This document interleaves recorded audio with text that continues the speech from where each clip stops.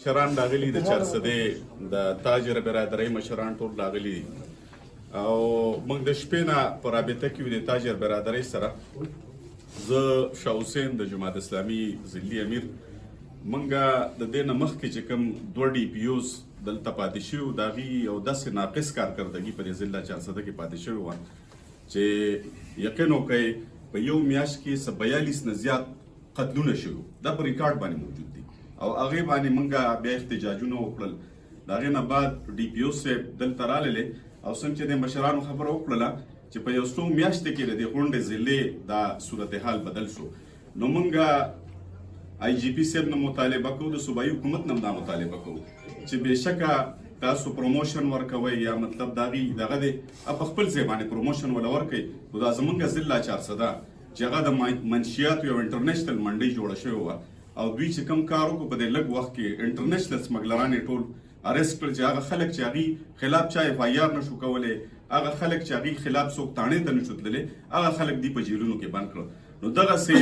چې کوم اجرتیانو دلته په دې ضلع چارسده کې د یو رپورټ مطابق تقریبا 40-45 اجرتیان د نورو ضلعو نه راغلي او دلته به لګیو اجرت باندې مړي کول او داسې کیسز راغلي چې په 20,000 روپۍ باندې یو مړی شوی نو موږ د دې خبرې مذمت کوو چې دا کومه فیصله شوې ده صوبایي حکومت کړې ده دا موږ وزیر اعلی هم مطالبه کوو موږ د آی جي پي هم دا مطالبه کوو چې دا مسعود صاحب چې یو ډېر بهترین کارکردګي په دې ضلع چارسده کې په دې څو میاشتو کې وکړله دی دې همدلته په چارسده کې پاتې کړی شي او که نه نو موږ به په دې باندې احتجاجونه کوو روزو به او د دوی دا ټریک ریکارډ پاتې شوی دی چې کوم ځای کې دوی دغه ضلعې نه ځینو خلک روزي او وجه دا ده چې دوی په ایماندارۍ باندې خپله کار کړی دی دلته خلک په پیسو باندې خرڅېږي تاڼې اخلي قچرۍ اخلي والحمدلله د دوی د راتلو سره هغه څه بدل شوي نو موږ د صوبایي حکومت نه مطالبه کوو او موږ د آی جي پي نه هم دا مطالبه کوو چې د دوی دا چې کومه بدلي ده دا کوم ټرانسفر دی دا د فوري روکاو کړی شي او په چارسده کې د دوی دا